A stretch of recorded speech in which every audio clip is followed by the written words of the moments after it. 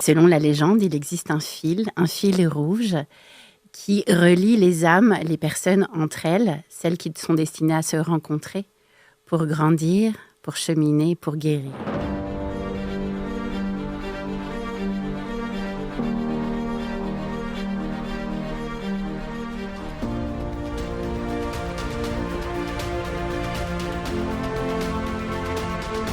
Ce sont des retrouvailles.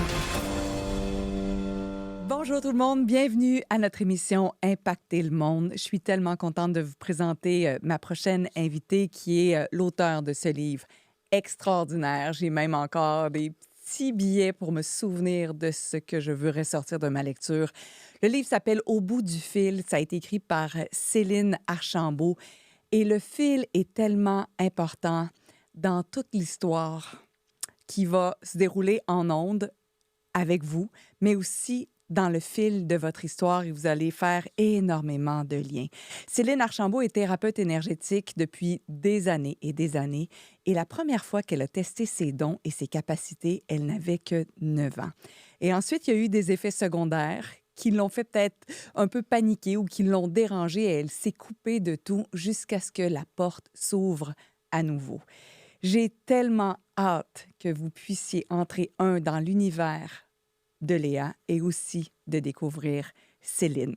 Céline Archambault, es-tu prête à impacter le monde?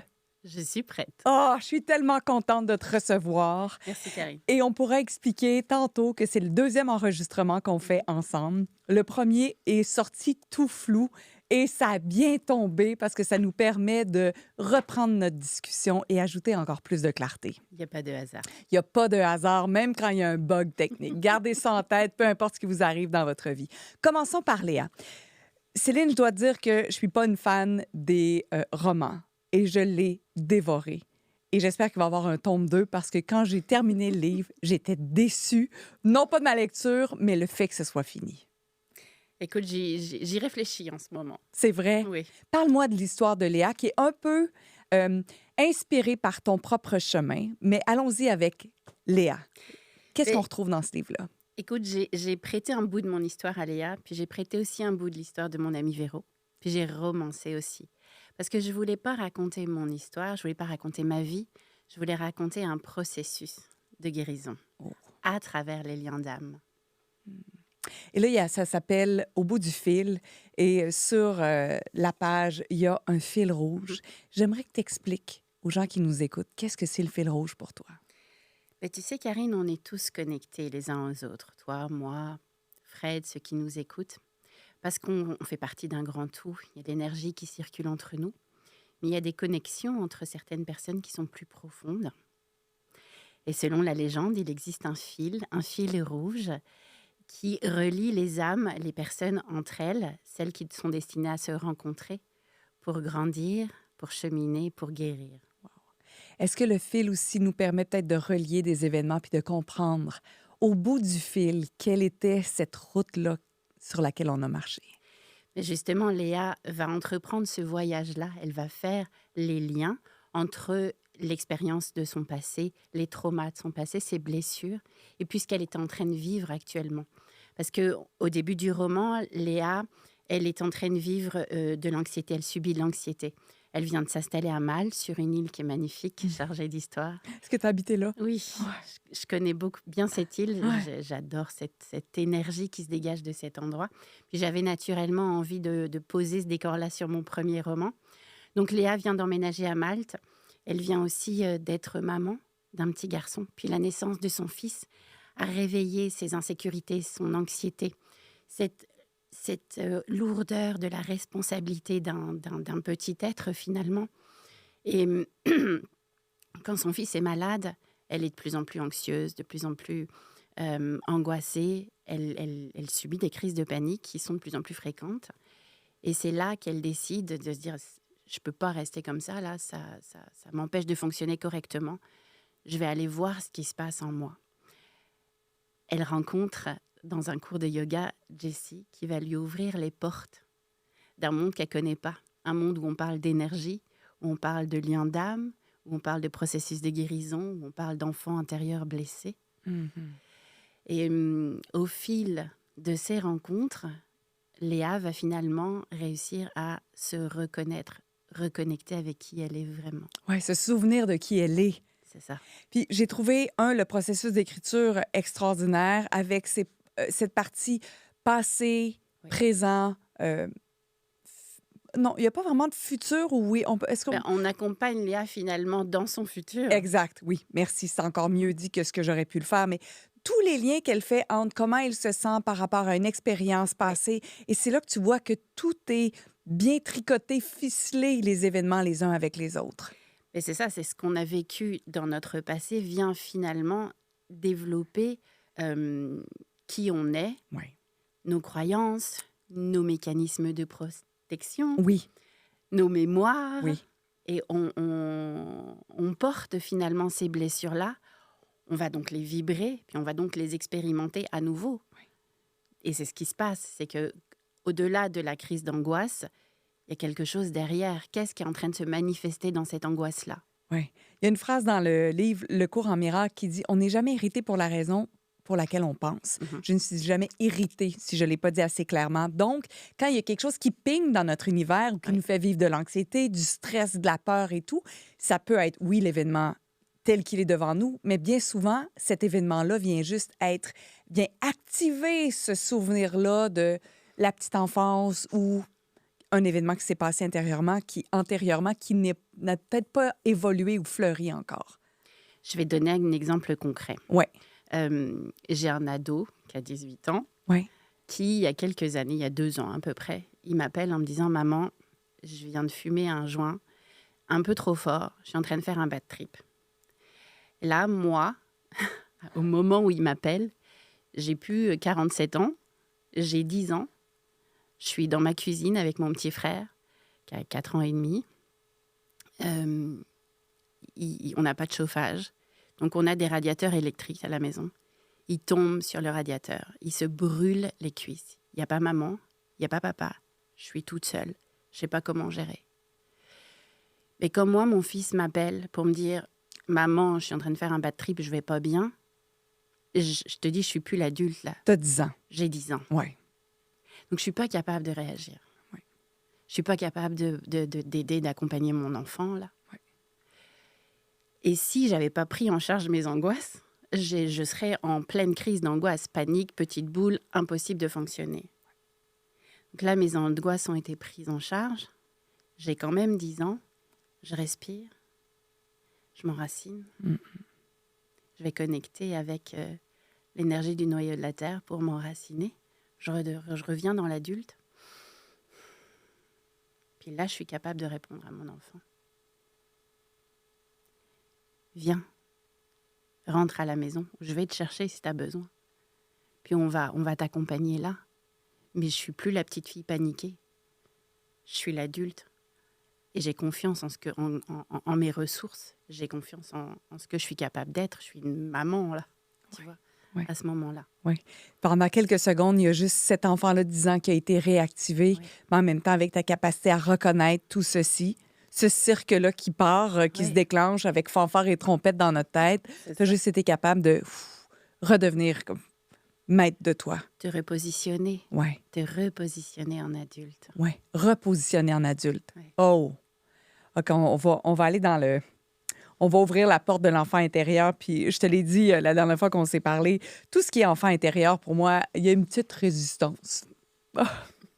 J'imagine que ça veut dire quelque chose, mais bon, on n'ouvrira pas la porte. J'irai à ton cabinet à Montréal si jamais c'est le temps ou jamais d'ouvrir ceci. Quoique, le fait de parler ensemble, ça m'a grandement aidé. Mhm. L'enfant intérieur, de la façon dont je l'ai entendu, je captais pas ce que c'était, sauf jusqu'au moment où toi, tu m'en as parlé. Oui. Fait que j'aimerais que tu me parles de l'enfant intérieur, comment toi, tu le décris ou qu'est-ce que c'est pour toi?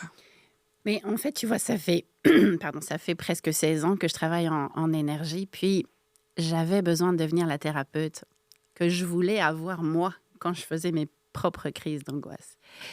J'ai développé une vision du système énergétique et j'ai basé tout mon protocole de soins à partir de cette vision-là. Et cette vision, elle porte sur, OK, il y a 3 parties en toi qui coexistent. Il y a la partie blessée en toi, celle qui porte tes mémoires transgénérationnelles, tes mémoires karmiques, tes mémoires cellulaires, celles qui portent tes blessures d'âme, celles qui portent tes réflexes, tes croyances, tes mécanismes de protection. L'enfant intérieur, c'est pas toi quand tu étais petite. C'est symboliquement. Je l'appelle l'enfant parce qu'en fait, elle réagit comme un enfant. Elle a la même intensité émotionnelle qu'un enfant. Elle n'a pas la capacité de prendre du recul. Elle a le quotient intellectuel et émotionnel d'un enfant. Merci tellement pour cette image-là. Ou le fait même que tu dises, on l'appelle parce qu'elle réagit comme une enfant. Oui. Ça vient de m'enlever une image que j'avais, puis tu l'as pas... Oui, elle peut avoir ma représentation dans ma tête, mais tu l'as comme dissociée en même temps. Oui. Merci pour ça. Et tu sais, c'est un concept, l'enfant intérieur. Ouais. Quand on dit oui, voilà, c'est une petite fille à l'intérieur de toi, mais en même temps, elle nous empêche d'avancer, nous empêche de faire ce qu'on a envie de faire. Donc, elle nous hérite beaucoup, cet enfant intérieur-là. Ouais. Mais ce qui est intéressant, c'est quand tu vas vraiment la rencontrer. J'ai créé une séance où on va à la rencontre de notre enfant intérieur. Et puis, ce qui est magique, c'est qu'elle se présente toujours sous des traits où tu peux pas avoir envie de la rejeter, cette petite fille-là. Ouais.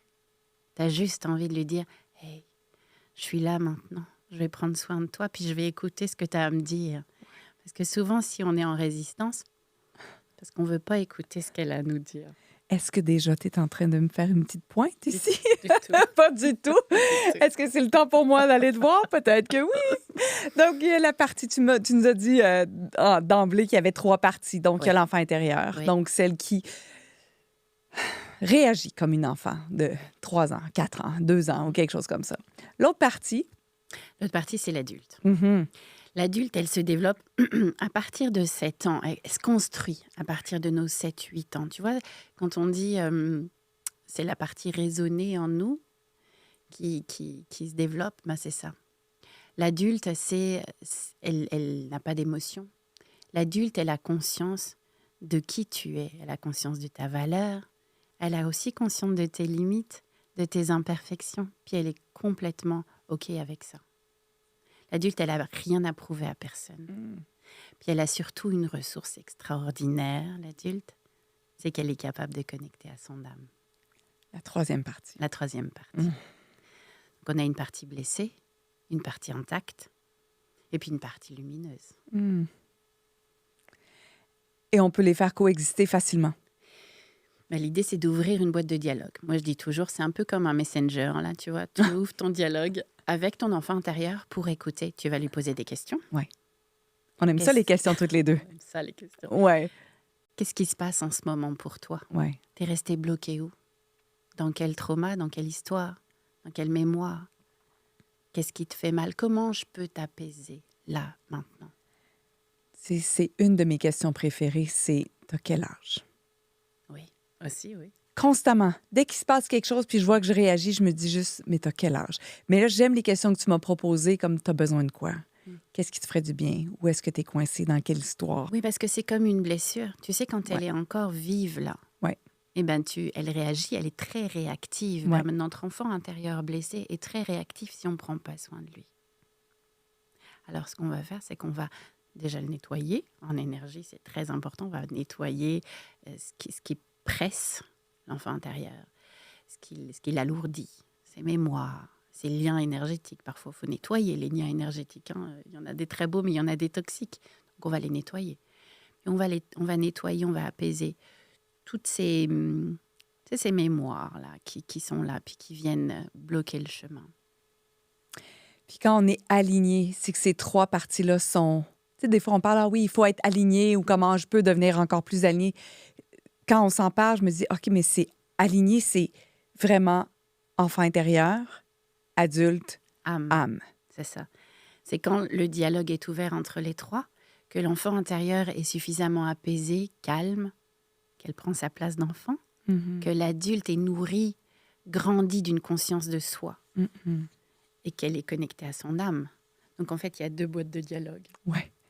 Bon, on est habitué, pourtant, il y a plein de fenêtres. On est capable de faire des conversations Messenger multiples. Oui, puis on a plein de voix à l'intérieur. Ah ouais.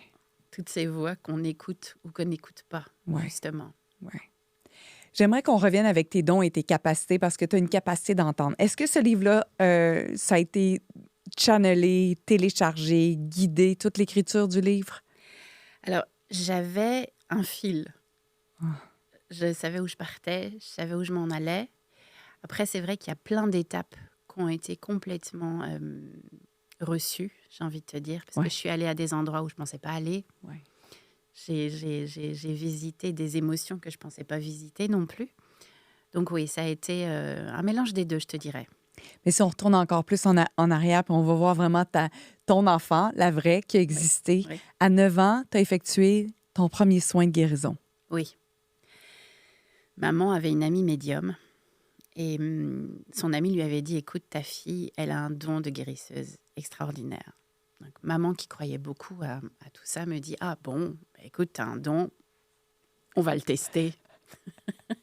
Et là, tu as 9 ans, juste pour que J'ai vous 9 ans. sachiez, 9 ans, Céline a 9 ans, où sa mère est excitée, puis disait let's go! On va tester ça, ce Allons-y. don-là. Donc, mon cousin a des verrues. Ouais. Donc, elle me dit, pose tes mains. OK, je fais quoi? Tu poses tes mains. Je pose mes mains. Puis, je sens la main qui devient chaude. Et au bout de 2 jours, les verrues ont disparu. Sauf que moi, le soir, je saigne du nez. Et je comprends vite que le fait de saigner du nez, j'ai jamais saigné du nez de ma vie. Donc, je comprends vite que là, j'ai fait quelque chose de pas correct. Ça marche pas, là. Et donc, moi, je me coupe. Je veux plus rien de savoir de ça. Plus question que j'aille poser mes mains sur qui que ce soit. C'est fini, là. À ce moment-là, je le sais que c'est là. Je sais que ça va revenir. Quand, comment? Et le quand commun est arrivé quand? Et bien, justement, quand moi-même, j'ai subi ces crises d'angoisse à la naissance de mon premier enfant, Ouais.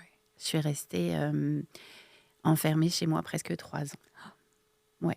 J'avais de la difficulté à fonctionner. À chaque fois que je sortais, je faisais des crises de spasmophilie. C'était vraiment, vraiment violent. J'ai consulté une psy qui m'a accompagnée. Puis, je sentais que c'était pas complet. J'y arrivais pas, j'avançais pas. Et là, j'ai rencontré une énergéticienne qui m'a fait du Reiki, mes premiers soins énergétiques. Et là, je me suis dit, ouf, là, on tient quelque chose. Je suis sortie un jour de chez Vanessa et j'ai dit à mon chum, je disais pas mon chum à l'époque, hein. J'ai dit à mon chum, c'est ça que je veux faire quand je serai grande. Ouais. Ouais. Puis je suis allée effectivement me former. J'ai rencontré Godwin qui m'a pris sous son aile, c'est vraiment une histoire de maître et d'élève, là. Puis tu l'appelles Yoda, ton Oui, Yoda oui. spirituel ou presque. Absolument. Ouais. Oui, oui. C'est un petit bonhomme comme ça, Ah mais oui, qui est grand, grand, qui est plus grand que nature. Ouais, Ouais. c'est ça. Ouais. Et il m'a expliqué comment canaliser l'énergie, comment la transmettre, comment se connecter à l'autre. Il m'a expliqué que c'était pas mon énergie que j'allais transmettre à l'autre, mais que j'allais canaliser l'énergie pour pouvoir avoir justement une ressource infinie d'énergie. Mm-mm. Puis la connexion avec les guides, parce que tu as reçu des protocoles, tu entends des choses, tu perçois des choses. De quelle façon cette connexion-là s'est faite? Elle s'est faite au fur et à mesure de mes propres De besoins. fil en Ou aiguille. de fil en aiguille. Ça a toujours été ça. Ouais. C'est vraiment un processus de guérison. Moi, je voulais accompagner les gens, donc je voulais comprendre cette vision de l'enfant intérieur, l'adulte et l'âme. Je l'avais pas au départ. Et je comprenais pas pourquoi tu pouvais te sentir, ou je pouvais me sentir des fois immense quand je suis en train de soigner quelqu'un, que j'ai mes mains sur lui, je suis connectée, je ressens ma puissance, ma lumière. Et puis 2 jours plus tard, je suis en petite boule dans mon canapé en me disant, mais je suis misérable, je suis pas capable. Et tu vois, cette différence-là, j'arrivais pas à le comprendre.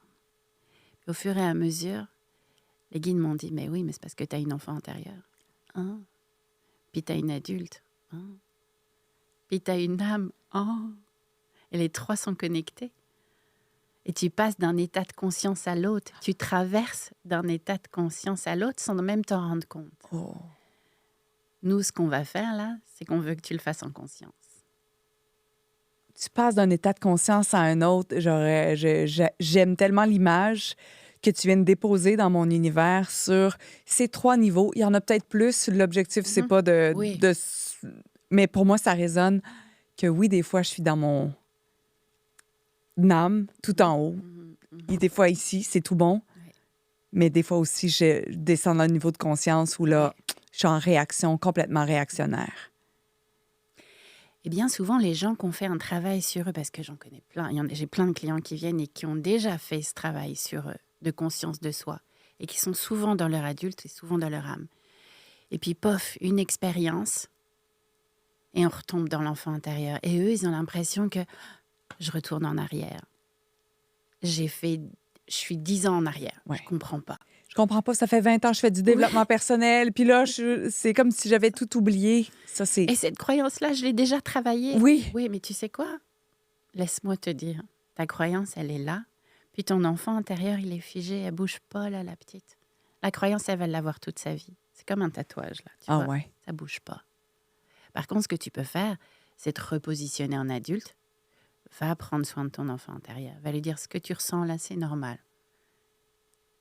Mais j'ai pas envie que ce soit ni mes peurs, ni mon passé, ni mes blessures qui viennent contrôler ma vie. J'ai pas envie de ça. Donc, je me repositionne dans l'adulte. Je prends en charge l'enfant. Mais je réagis différemment, là. Exactement comme l'exemple que tu nous as donné d'entrée de jeu. Oui. Quand ton fils t'appelle pour dire « j'ai un bad trip, je me sens pas bien », c'est ça que tu es allé faire tout de Ouais. suite. Ouais. Te repositionner, puis ça peut se faire rapidement. En fait, au départ, ça demande une certaine, j'ai envie de te dire, discipline. Oui. Il faut mettre de la conscience sur ce que tu es en train de vivre. C'est pour ça que je pose des questions. Qu'est-ce qui se passe? Qu'est-ce que je suis en train de revivre? Qu'est-ce qu'on me montre là? Quel est le cadeau derrière ceci? Oui.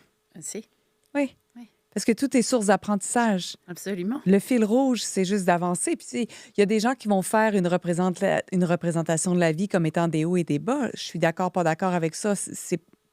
C'est tout bon, mais quand j'ai posé la question, puis je demandais comme à mes guides un peu d'éclairage, est-ce que c'est vraiment ça? Est-ce que vraiment on descend dans un creux? Puis ils disaient non, on fait juste évoluer. On fait juste évoluer. On fait juste évoluer. Bien sûr. Ce qu'on voit comme une descente n'est même pas une descente. Non. Mais non, tu continues ton évolution. C'est peut-être inconfortable, certes. En fait, c'est nos pensées qui sont encore plus inconfortables que l'événement lui-même. Oui. Alors, tu redescends pas. Tu redescends dans ton enfant intérieur. Oh, OK. Tu redescends de niveau de conscience. Tu redescends de niveau de conscience. Tu descends pas la montagne nécessairement. Ça, c'est complètement différent. Oui. Bien peu de gens vont là. Oui. Wow. Si tu me permets, on va revenir sur l'amorce de cette conversation-là où je dis quelle chance on a de se reparler une deuxième fois. Parce que le premier coup, t'étais toute floue. Oui. Et j'adore comment l'univers conspire au-delà de qu'est-ce qu'on peut imaginer parfois. T'étais pas satisfaite pleinement de notre entretien. Ça tombe bien. L'univers nous permet de se reparler et je me réjouis. Puis moi, je fais toujours confiance à ça. Il y avait pas... Et tu m'as dit quand même qu'il y a eu un processus intéressant Oui. entre la première session où on a fait, où tu n'étais pas satisfaite de ce que tu avais livré ou comment je t'avais accompagné. Tout est bon. Mais là, c'est déjà différent. Oui. L'énergie est complètement différente. Mais ce que tu as fait entre les 2 sessions d'enregistrement, c'est ça qui m'a vraiment interpellée. Tu es allée voir qu'est-ce qui s'était passé. Oui, je suis allée parler à mon enfant intérieur. Je lui ai dit, écoute, je comprends.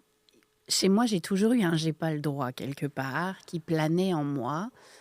Donc le j'ai pas le droit, il est là, mais il est où? Parce que en tant qu'adulte, je suis allée la voir, ma petite fille, je lui ai dit plein de fois, mais si tu as le droit, je te promets, tu as le droit. Il y avait quand même quelque chose qui restait. Et puis elle m'a montré. Elle m'a montré un levier, une muselière. Une muselière énergétique était encore là. À l'âge de 14 ans, j'ai subi une agression sexuelle d'un membre de ma famille. Au-delà du trauma, de la trahison, parce que j'avais confiance en cette personne-là, c'était quelqu'un chez qui j'allais en vacances quand j'étais petite. On m'a demandé de me taire. Et oui, je me suis occupée du trauma. Je me suis occupée de j'ai pas le droit, mais il restait cette muselière énergétique. Elle était encore là. Tu sais, quand on te dit de te taire, c'est un peu comme si on te disait ce que tu penses, ce que tu ressens, ce que tu es n'a pas d'importance. Là, ça a été compliqué à cette époque-là, hein, vivre ça. J'ai eu des soirs où j'avais plus envie de continuer. Mm-mm. Et puis on va en parler, hein. Mais il y a quelqu'un qui fait partie de mon processus de guérison. Alors, tout ça est remonté, en fait, en une semaine. Tu Oui, as été juste en mesure de voir qu'est-ce qui s'était produit, comment tout cela était encore attaché par un fil rouge, qu'est-ce que tu as pu relâcher et de te retrouver aujourd'hui. oui. Je suis allée me faire un soin. Je suis allée Ah, sur ma table et j'ai dit à mes guides, bon, montrez-moi comment je fais pour me libérer de cette muselière qu'elle a. ouais. Euh, et puis j'ai effectué une sorte de rituel, un soin. Je- Mais là, c'est déjà différent. Oui. L'énergie est complètement différente. Mais ce que tu as fait entre les deux sessions d'enregistrement, c'est ça qui m'a vraiment interpellée. Tu es allé voir qu'est-ce qui s'était passé. Oui, je suis allée parler à mon enfant intérieur. Je lui ai dit, écoute, je comprends. Chez moi, j'ai toujours eu un j'ai pas le droit quelque part qui planait en moi. Donc le j'ai pas le droit, il est là, mais il est où? Parce que en tant qu'adulte, je suis allée la voir, ma petite fille, je lui ai dit plein de fois, mais si tu as le droit, je te promets, tu as le droit. Il y avait quand même quelque chose qui restait. Et puis elle m'a montré. Elle m'a montré un levier, une muselière. Une muselière énergétique était encore là. Tu sais, quand on te dit de te taire, c'est un peu comme si on te disait ce que tu penses, ce que tu ressens, ce que tu es n'a pas d'importance. J'ai eu des soirs où j'avais plus envie de continuer. Mm-mm. Et puis on va en parler, hein. Mais il y a quelqu'un qui fait partie de mon processus de guérison. Alors, tout ça est remonté, en fait, en une semaine. Tu Oui, as été juste en mesure de voir qu'est-ce qui s'était produit, comment tout cela était encore attaché par un fil rouge, qu'est-ce que tu as pu relâcher et de te retrouver aujourd'hui. oui. Je suis allée me faire un soin. Je suis allée Ah, sur ma table et j'ai dit à mes guides, bon, montrez-moi comment je fais pour me libérer de cette muselière qu'elle a. ouais. Euh, et puis j'ai effectué une sorte de rituel, un soin. J'ai sorti mes tambours, j'ai chanté pour libérer ma voix. C'est tellement délicieux parce que j'aime ce processus-là. Puis merci de nous le partager. On vit tous, à un moment donné ou un autre, une injonction, un inconfort, une résistance. Et c'est ce que j'appelle aussi les gens à faire le plus possible, c'est juste aller voir. Ouais. C'est quoi? Qu'est-ce qui va me faire du bien? Comment puis-je m'en libérer? Qu'est-ce qui me ferait du bien? Où est-ce que c'est coincé? Qui peut être une contribution? Tu te l'es fait toi-même, mais des Oui, fois, ça pourrait être aussi une aide quelle est extérieure. ma ressource? Qui est ma ressource? À qui je peux Bien sûr. parler? Qui est-ce qui... ou qui puis-je écouter? Parce que tu as ouvert la porte, puis il faut vraiment pas manquer ce bout-là. C'est pas tout le monde qui peut dire que Patrick Bruel fait partie de son processus de guérison. Dans le livre, j'ai bien découvert. Puis là, quand je l'ai lu, puis je te posais des questions. Oui, mais ça, c'est vrai? Oui, mais ça, c'est vrai? Oui, oui, j'ai la photo. Oui, oui, j'ai la photo. Patrick Bruel fait vraiment partie du Oui, processus de guérison. oui, Patrick Bruel. Pourquoi? Parce que ces fameux soirs, où ça devenait compliqué pour moi, où j'avais plus le goût de continuer. Il y a une voix qui était là dans mes écouteurs et qui me disait, même les soirs où le doute est trop fort, ne pas glisser, tenir encore. En chacun de nous, il y a de la lumière. À toi de savoir ce qu'il faut en faire. Mm. Cette lumière-là, ça a été mon phare dans la tempête. Les paroles de la chanson d'or de Patrick Bruel. Ah, c'est ça. Mm. Et ça t'a tenu. Oui, Et au-delà de cette chanson-là, il y a eu quand même la présence de cet homme-là que tu as pu rencontrer et à qui tu as même donné oui, ton manuscrit il y a de cela. Ben, en fait, c'est en décembre 2023. oui, je lui ai donné mon manuscrit.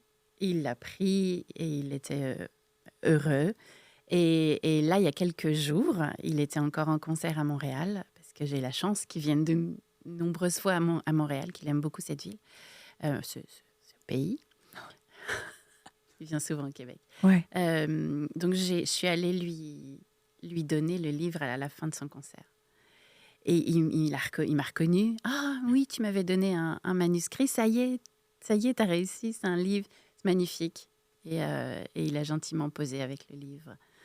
Donc voilà, c'était un bel accomplissement en tout cas pour moi, de Hmm. pouvoir lui donner ce roman dans lequel je raconte un bout de mon histoire et mon histoire avec Patrick, elle y est. C'était important pour moi. Ouais. Oui, Et puis ça, surtout à quel point il y a eu un impact, puis à quel point il a contribué, parce qu'à un moment donné, peut-être dans les années, je ne sais pas si tu peux m'indiquer, mais tu as déjà donné une lettre en main propre aussi.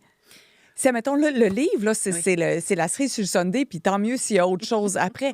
Il y a eu le premier manuscrit, il y a eu le livre, mais bien avant ça, il y oui, avait déjà une relation établie avec lui, puis il y avait de la conscience et de la confiance envers cet homme-là. oui, oui, oui. Mais il a fait partie de mon Donc, fil, là, ouais. vraiment. Et puis un jour, j'ai eu envie de lui écrire pour lui dire merci.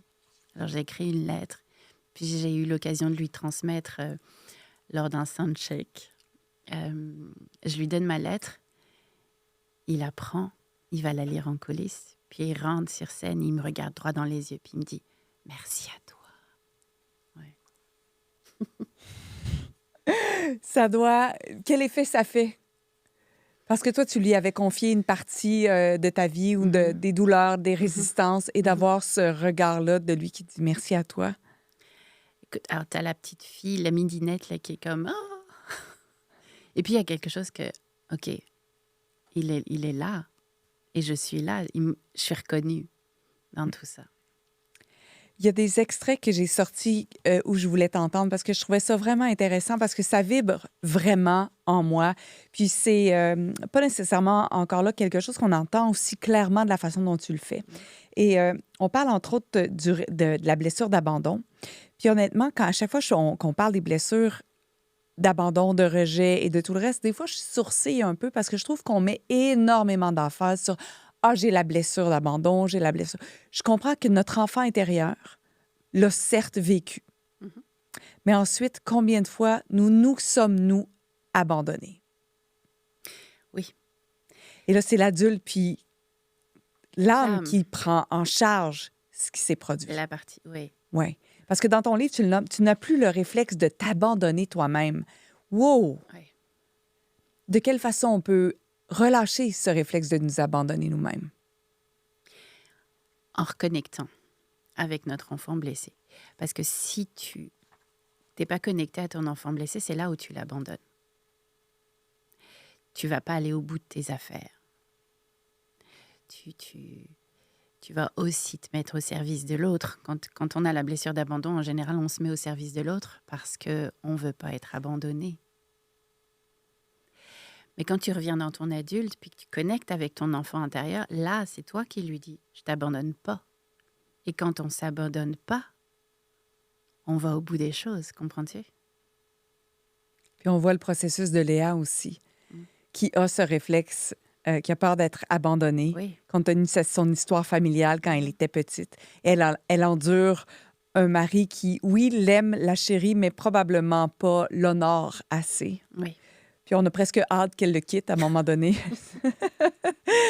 Et je vous laisse découvrir la suite, pour quelles raisons.